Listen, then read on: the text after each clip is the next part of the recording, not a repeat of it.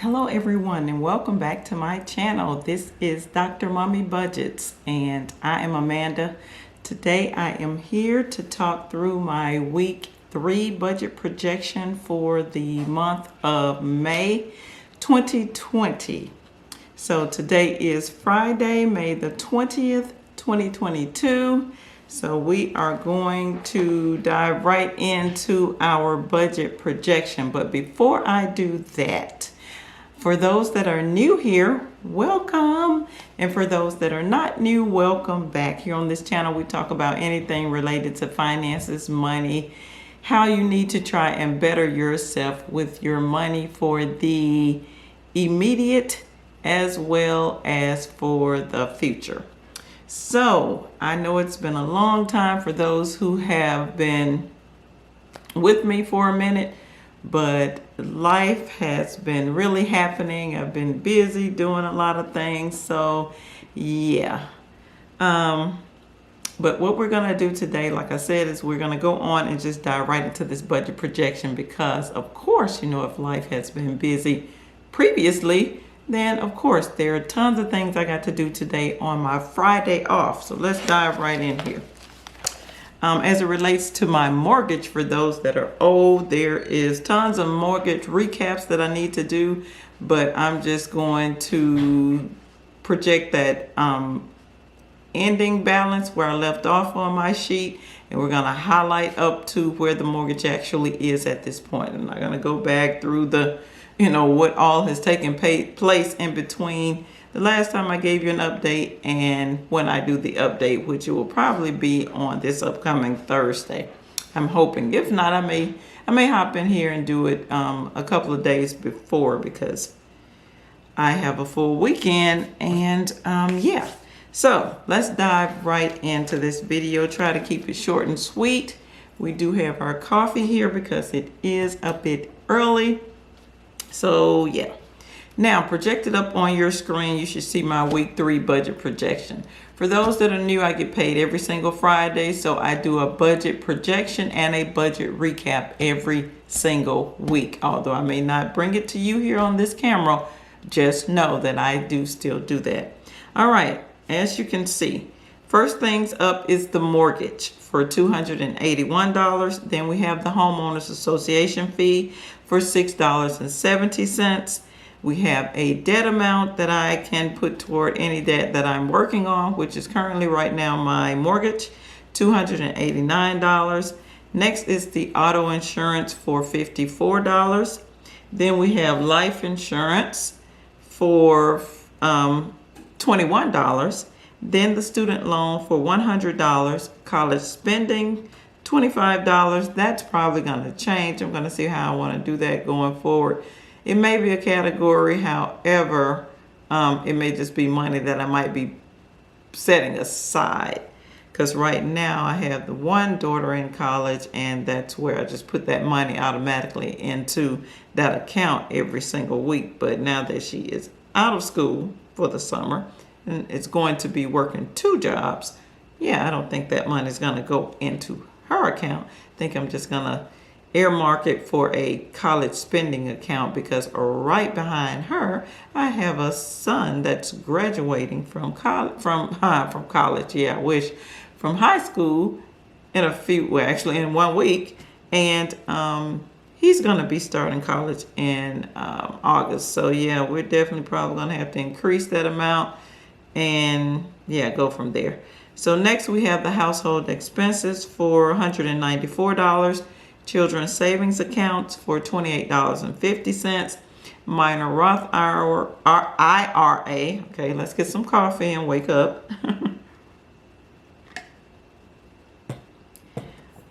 The minor Roth IRA for $20. My youngest child, who's 16, I've started a minor Roth IRA for him, and so I'm just putting $20 over there a week until I figure out what type of investing I want to do with that money.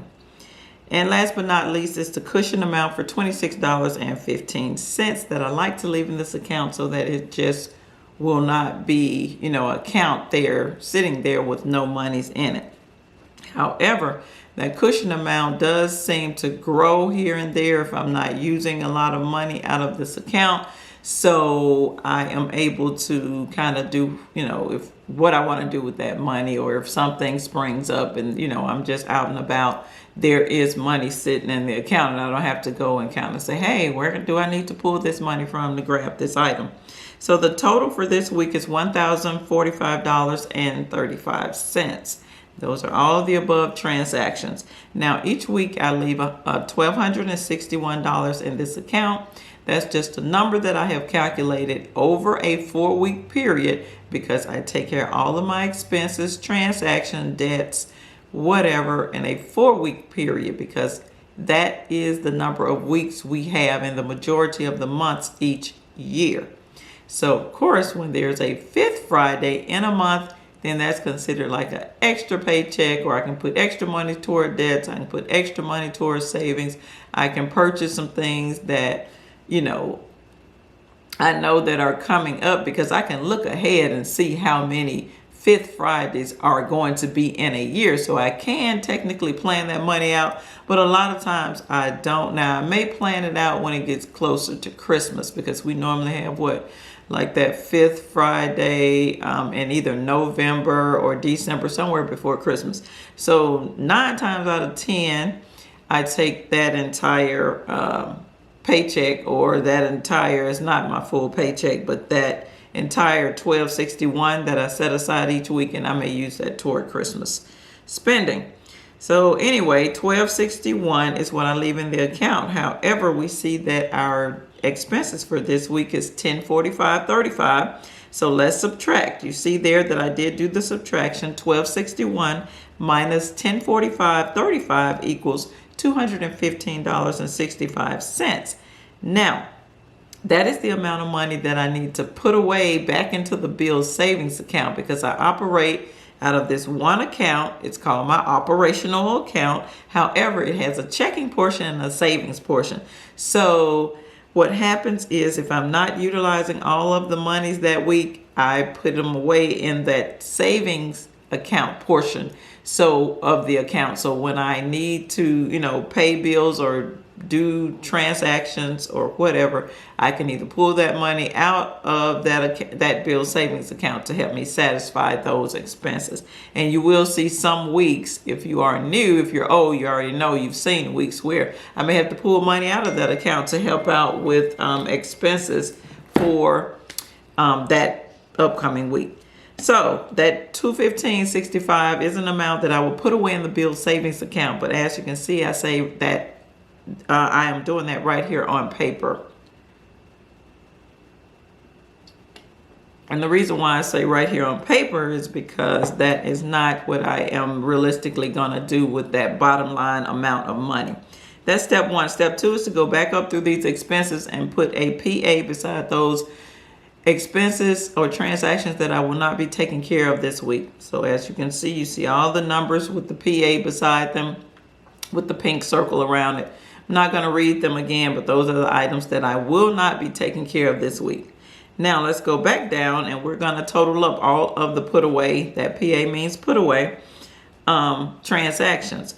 And as you can see, that number is $408.70. Of course, that's right here on paper, because that is not what I'm realistically or physically going to do with the monies this week. So you see the two numbers with the blue clouds around them. That is because they have a relationship. Sometimes one of them I may have to put away. Sometimes one of them I may have to pull out of the bill savings account.